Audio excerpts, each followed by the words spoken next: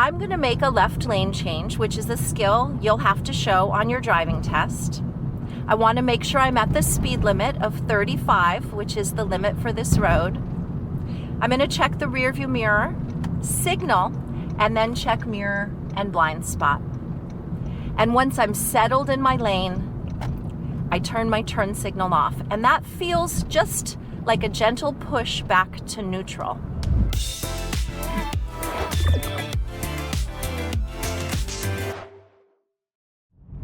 Hey, it's Jacqueline. And for the next few minutes, we're going to work on using our auxiliary equipment, just like we have to do for the driving test. When your driving test begins, you're going to have to show that you know where all the car parts are. For example, the turn signals, the windshield wipers. You'll want to make sure you have your radio off.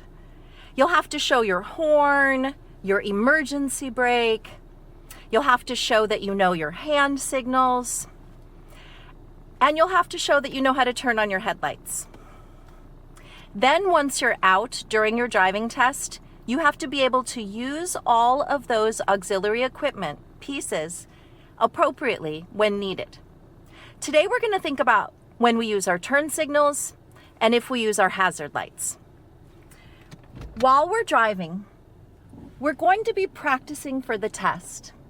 And what that means is we're going to be reviewing all of the skills that you're going to be assessed on if you're preparing for your driving test. But we're going to do it in a 15-minute drive so we can see authentically that every time you go out and practice driving, you really are practicing for the test. And the reason I say that is that a lot of times people will say, can I just have one lesson to practice for the driving test? And they want me to take them to the DMV and show them a test route. And that's actually not allowed. And you never know what your test route is going to be at any DMV. Your examiner can switch it up whenever they want. So instead of thinking about practicing to pass the test, I would love if you would think about practicing to keep the world around you safe. So for example, while we're driving, we're thinking about maintaining our speed limit.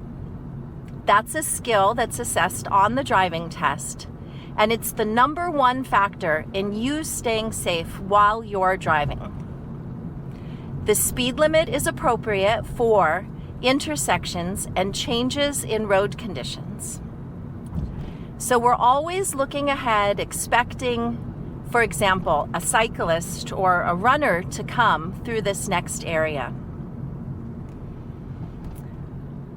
While I'm approaching the area, I'm using my traffic scanning, looking right and left, and if there was a reason to stop, I would have come to a full stop. But since it was clear, I just showed that I was being cautious, and then I got to continue through. The speed limit up ahead increased by 5 miles per hour, and my job is to show that I can calibrate my speed uphill and downhill at different speed limits, and also that I can come to a safe stop when necessary in the appropriate position. These are all the skills that are going to be assessed by the examiner on the driving test.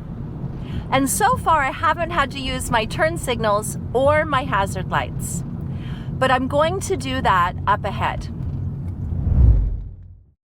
I just wanted to pop in and give my highest recommendation to the Zootobi driving app.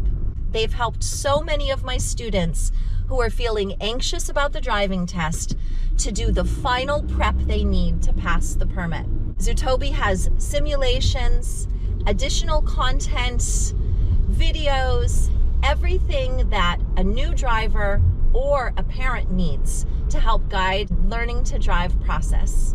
If you're looking for a great resource to help you or someone you love prepare for their permit, the Zootobi app is where it's at. I want to make a right turn a couple streets ahead. So to position myself for that right turn, first I'm going to make a right lane change. I always use my turn signal when I'm making a lane change because I want to tell the people around me what my plans are. And I want to leave my turn signal on for at least 5 clicks so that people have time to notice. So I check my rear view mirror, I put on my signal, and then I check my right mirror and my blind spot. My signal clicks, letting everybody know I'm coming. And then when I settle in my lane, I put my turn signal back to neutral and it goes off. Up here, I can tell that the car on the right has to make a lane change in front of me. Legally, they should put on their turn signal, but we could see that they just moved over instead. So since we're doing a video about turn signals, I'll acknowledge that for the right turn, they are putting on their turn signal. And for us, we're going to remember we put on our turn signal whenever we make a lane change, telling people we're coming, and whenever we make a turn. So if we're making a turn at a corner, if we're turning into a driveway, even if we're turning into a parking space, we're always going to use our turn signal.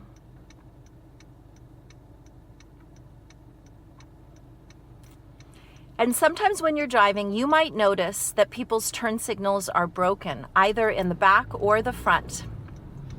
That's an important thing for you to be aware of in your own vehicle, because if your turn signal is broken, you won't be able to take your driving test. And that's because having a broken turn signal is ticketable. It's officially against the law. So you want to make sure that you check all your lights around the car, your turn signals, your brake lights, and make sure everything works. That way, when you're driving, you can use your turn signals to communicate effectively and safely.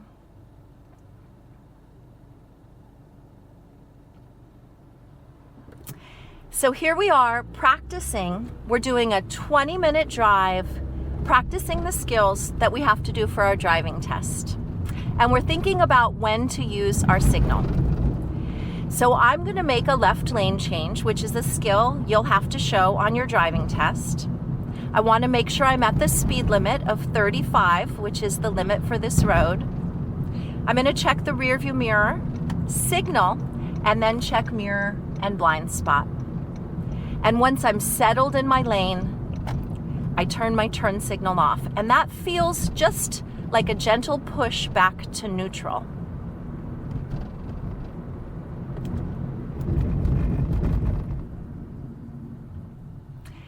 And as the light turned yellow and I came to a sudden stop, I was thinking about times when I might use my hazard lights.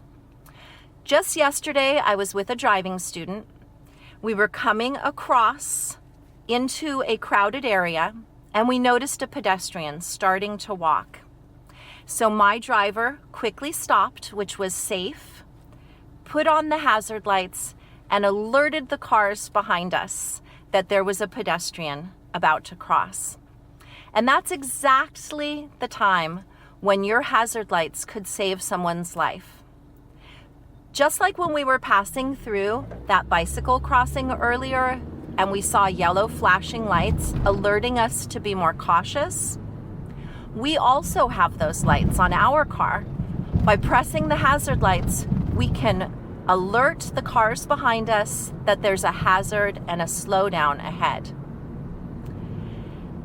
And we can never be quite sure when we'll need to use our hazard lights. So it's important to just know where they are. They're always in a finger's reach away.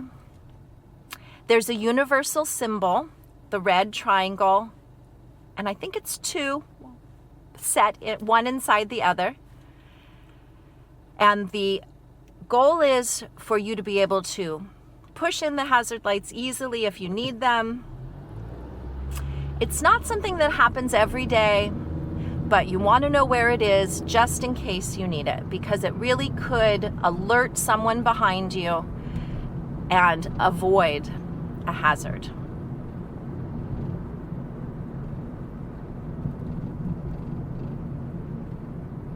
I'm going to make a right lane change up ahead, signaling, and of course checking my mirrors and blind spot.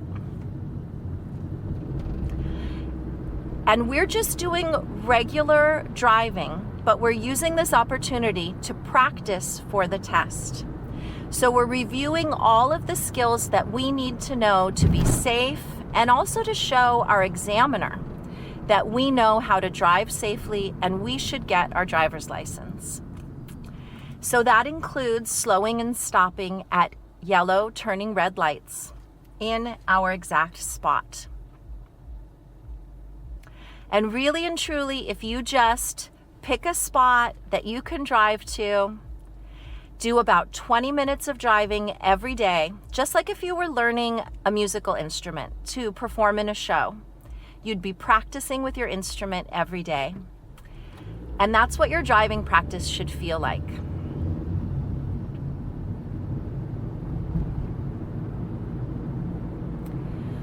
Students do not have to go on their freeway for their driving test.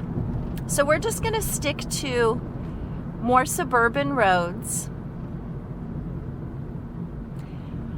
But if you're learning to drive, once you get your permit and you get comfortable driving on city streets and in neighborhoods, you're definitely going to want to drive on the freeway. And just remember that freeway signs are green. You'll never just accidentally end up on a freeway. And of course, we're passing a freeway on-ramp right now, but we're just tracking into our straight lane.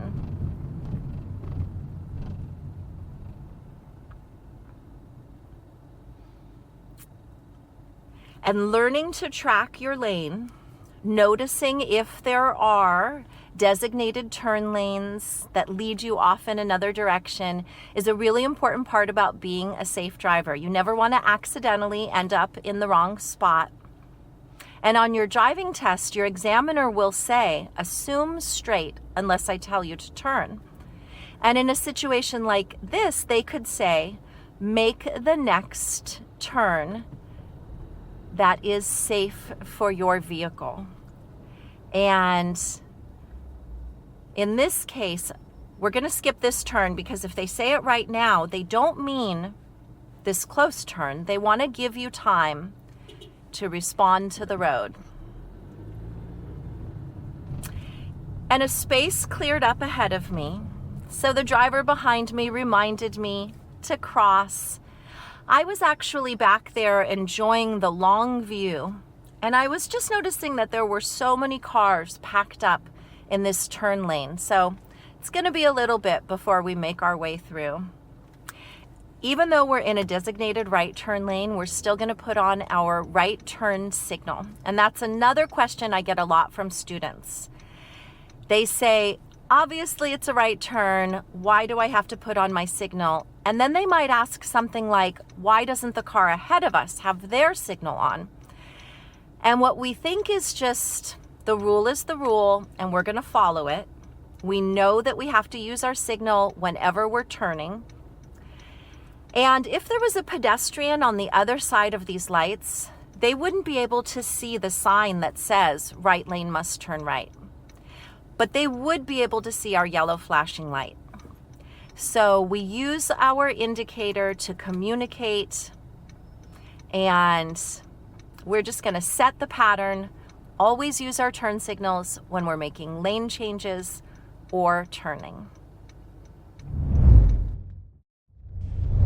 Running a driving school isn't easy. Between high operating costs, managing student requests, and delivering top-notch instruction, it's a lot. Zootobi Instructor helps smooth out your day-to-day operations with features like automated scheduling and online payments.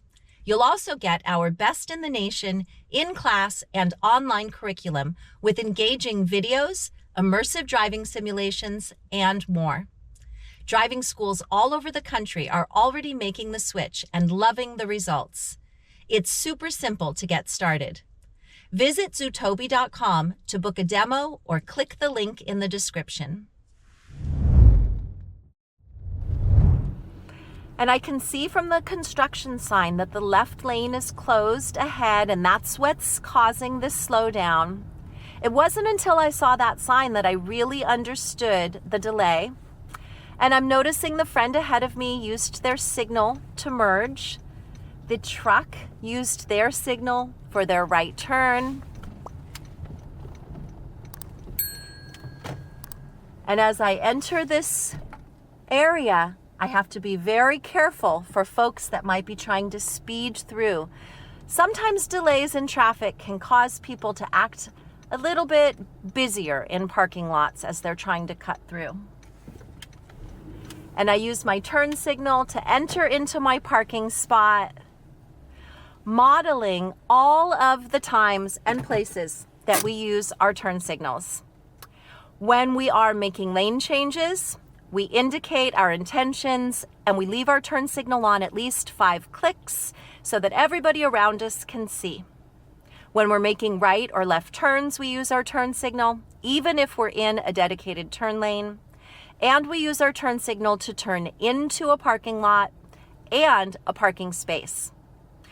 We didn't have any experience where we had to use our hazard lights, but just remember, at the touch of a finger, you have your own lights that brighten up your brake lights and can really alert people behind you if there's a sudden slowdown.